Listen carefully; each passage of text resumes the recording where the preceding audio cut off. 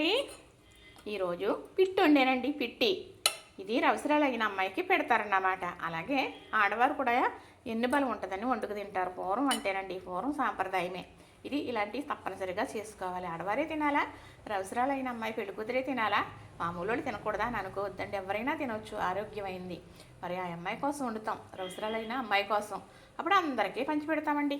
అందరికీ కాస్త కాస్త చేతిలో పెడతాం, ఇంటింటికి పట్టుకెళ్ళి పంచి పెడతారన్నమాట. చక్కగా ఇలాగా మన ఇంట్లో నెయ్యి ఉంటుంది కదా, ఇలా నెయ్యి వేస్తున్నాను.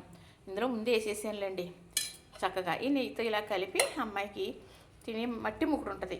ఈ 10 రోజులు 11 రోజులు కూర్చోబెడతాం కదా, అప్పుడు మట్టి ముగ్గుడే ఉంటుంది ఆ అమ్మాయి దగ్గర. ఆ ముగ్గులోనే తినాలి. అది కడుపు సలవ.